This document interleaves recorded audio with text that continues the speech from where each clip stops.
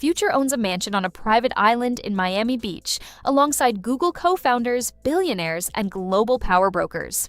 That sentence sounds like it belongs in a different story. Not the story of a kid who grew up in Kirkwood, one of Atlanta's toughest neighborhoods, freestyling on corners and grinding through the local mixtape circuit before anyone outside of Georgia knew his name. But that is exactly where this story ends up when you trace the full arc of what Nevadius Wilburn actually built. Most people know Future for the music, the 16 #1 albums, the 50+ billion streams, the back-to-back chart dominance across more than a decade. What most people have not stopped to fully examine is what was happening behind the music. Because while the world was streaming Mask Off and talking about the numbers, Future was quietly engineering one of the most sophisticated financial architectures in hip-hop. Let's get into it. Nevadius Wilburn was born November 20th, 1983, and grew up in Kirkwood, Atlanta. His cousin is legendary producer Rico Wade of Organized Noise, the production collective that helped build Outkast and Goody Mob.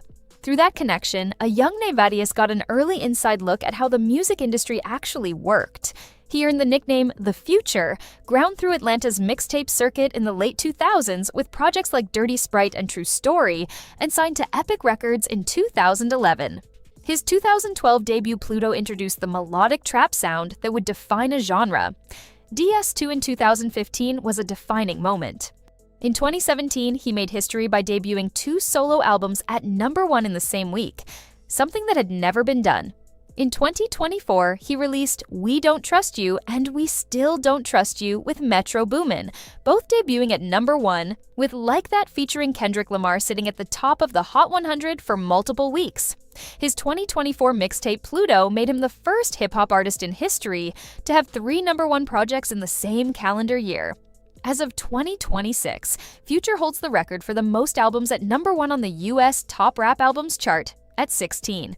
His net worth sits between $50 and $65 million, according to multiple financial publications, with some projections going higher as his catalog continues appreciating. But the music is just the foundation. Here is where the real architecture begins.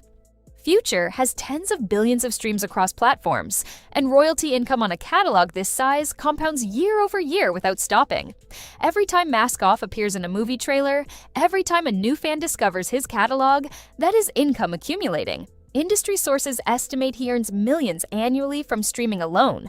On top of that, he was generating approximately $1 million per show at his performance peak. The We Don't Trust You tour in 2024 was a full North American arena run that generated serious 8-figure revenue across the campaign.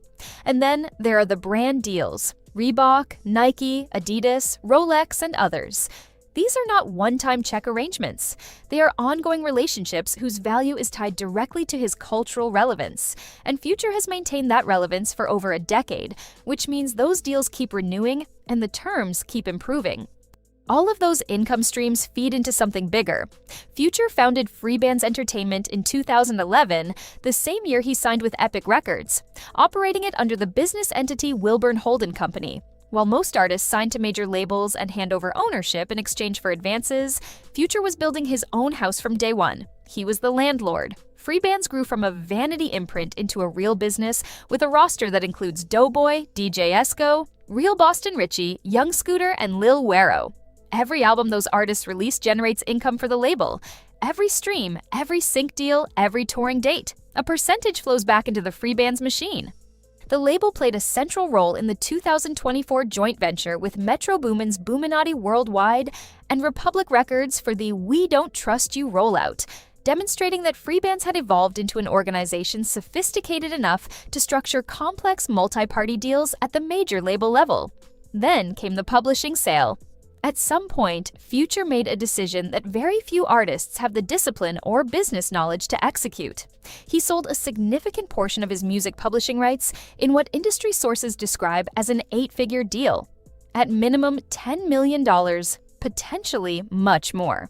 Music publishing catalogs have become one of the hottest asset classes in entertainment, with funds paying top dollar for proven evergreen catalogs that generate consistent royalty income year after year.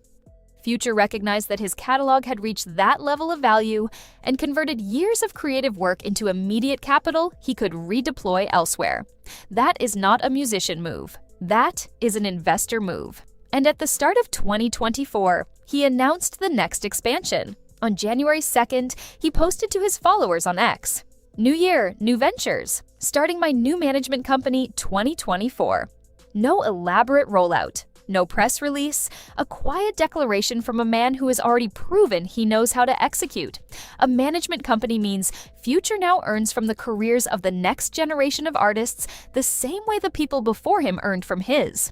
All of that business infrastructure eventually gets converted into hard assets. And the move that put Future's name in a completely different conversation happened in Miami Beach in late 2022. In November 2022, public records confirmed that Future purchased a luxury waterfront home on Allison Island in Miami Beach for $16.3 million. Allison Island is a private gated island community set within Biscayne Bay, a 35-acre enclave containing just 49 single-family waterfront homes.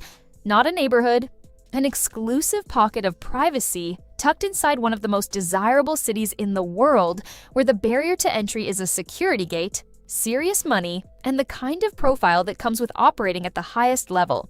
The home sits at 6,493 Allison Road and spans 8,897 square feet, built in 2020.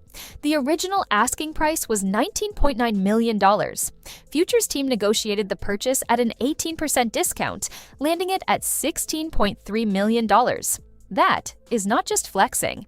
That is a calculated negotiation from someone who has experienced real estate professionals in their corner and understands that even in the luxury market, everything is negotiable if you come correct. The property features 7 bedrooms, 8.5 bathrooms, a detached guest house, staff quarters, a 3-car garage, and an elevator connecting the floors.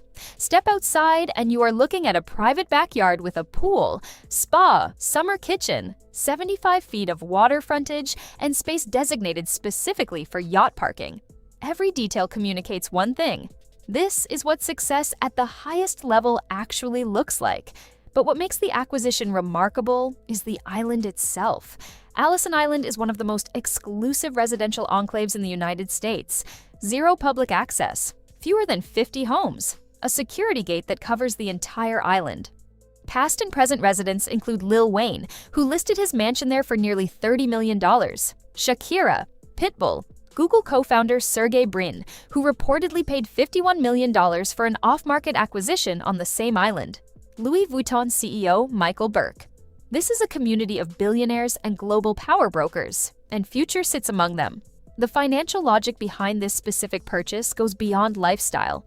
Florida has 0 state income tax. For a high earner like Future, establishing primary real estate in a no-income tax state versus somewhere like California or New York, where top earners pay state taxes exceeding 13%, is a strategy that compounds into massive savings year after year. That is deliberate financial planning. Beyond the tax picture, the Allison Island market is one of the most resilient luxury segments in the country. The scarcity is structural. 49 homes, no room to build more, impossible to replicate the location. When Sergey Brin pays $51 million on the same street where Future owns, that is a market signal. That is validation of every dollar invested and a clear indicator of where that asset is heading long-term. The full picture of Future's empire is a label, an 8-figure publishing sale, a management company, global brand partnerships, and a $16.3 million private island mansion in one of the most exclusive communities in the country. Each piece feeds the next. Music fuels the brand fuels the endorsements fuel the capital gets deployed into real estate and equity.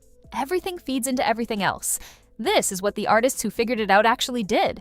Jay-Z used music as seed capital for a business empire. Nas invested early into companies like Dropbox and Lyft through Queensbridge Venture Partners. Master P built an independent label and converted it into real estate and consumer brands. Future understood that playbook and executed it at his own pace, in his own lane, with the same fundamental principle underneath. Use the window of cultural relevance to convert the most fleeting thing in pop culture into the most permanent thing in finance.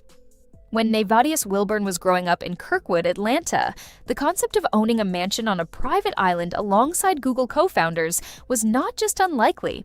It was not even a concept that existed within the frame of what felt possible from where he was standing. But Future did not just dream about music. He dreamed about ownership. And the island in Biscayne Bay is what ownership at that level actually looks like. The world knows Future for the music. The empire behind the music is the fuller story. And now you know it. What part of Future's empire surprised you the most? Drop it in the comments. Subscribe if you want more breakdowns like this one.